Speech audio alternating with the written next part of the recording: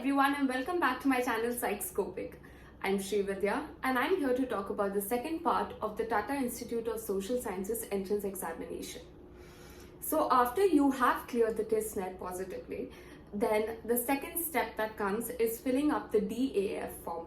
The DAF form is the detailed application form that you will have to fill before you go ahead for your interview. So the DAF form basically consists of information that you'll have to provide about yourself, your name, your date of birth, your address, the colleges that you've studied in, and the marks that you've obtained.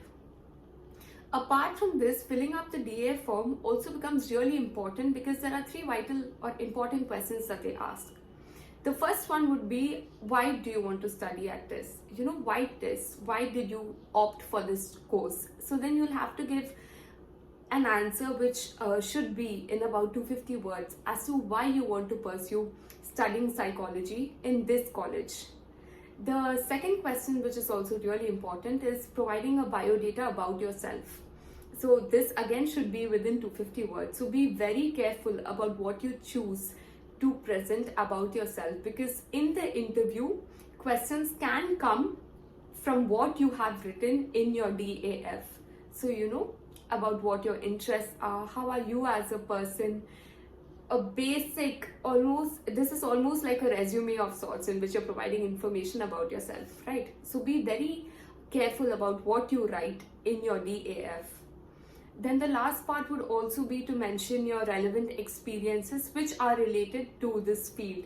So if you have done any kind of, say, internships, or if you have worked in any NGOs or any hospitals, anything which is related to psychology within the past few years, you can mention it over there as your work history, right? So after this, when you come for the interview, it is likely like that the examiner would have read your DAF, and most of your questions are likely to be picked out from there. Okay. Another important thing that you should also know while you're going for the interview is to always present yourself really confidently.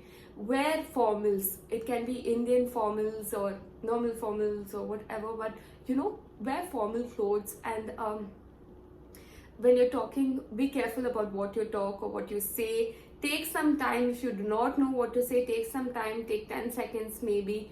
Think about it, process it, and then answer. You don't always have to be quick to answer or immediately answer. You can take a pause, think about it, and then frame your answer in the most accurate way that you can at that moment in time, right? Other questions can also come from basic psychology. So they would want to know things about how firm your grip is or grasp is on the basics. They can ask you definitions. They can ask you things like, say, learned helplessness. They can ask you who gave it. Then they can ask you about the recent developments in psychology. They can ask you about the recent developments in psychology pertaining to the Indian context. So those kind of questions are also likely to come. So for your definitions, you can refer to basic introductory books of psychology, like, say, Morgan and King or Pastor and Smith. Like, these are good books which have the definitions given really properly. So keep your basics really strong, because they really want to know whether you've got your basics right, whether you've got your theory part of it right. Then they'll also ask you why you want to pursue psychology. Why TISS? If not TISS, if you don't get selected, then what is your backup plan? So don't get flustered when such questions come. Be open, talk very genuinely. If you have a backup plan, you can talk about it. If you do not have a backup plan, you can also tell that to them. So it's okay. They just want to know about, where your interest actually lies and whether you're actually keen on doing this course in this institution. Okay. Apart from that, they can also ask you things which are really generic but also related to the subject. So they'll ask you which state you're from, about which mental health problems do you think the people in your state are facing, or about India and what are the most prevalent mental health disorders in the country, and how would you go about playing a role in making a difference. So that's another thing that they can ask. They can also ask you things about different topics and their relation with psychology, like say nutrition and its link with psychology, the weather and its link with psychology, anxiety during COVID and how it has impacted individuals, right? So these are the various kind of questions that can come. So be sure to take some time, think about it, and then answer. Sometimes there might be points in which you don't know the answer to, and like, just if you don't know, just tell them that you're not sure, but this is what you think it is, and that you will read up more about it. Okay, so you have to show your willingness to learn and to engage and to know more. And if you don't know, it's okay, not everybody knows everything, right? But try to read as much as you can, especially about general topics, its relation with psychology. The basics should be really strong. Who gave what theory? When did they give this theory?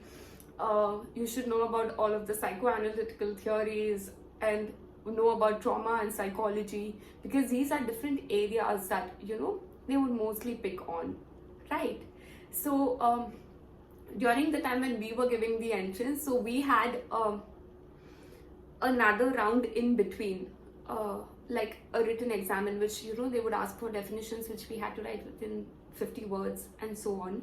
But right now, after COVID, from the past few years, this has been like scrapped off, and you've been having interviews, and they have included this new round which is called the extempore, which happens during your interview when you're given 3 minutes to talk about any topic that they present. So topics like I mentioned about COVID and mental health, or nutrition and mental health, your diet and mental health. So these are the different kinds of topics which can come.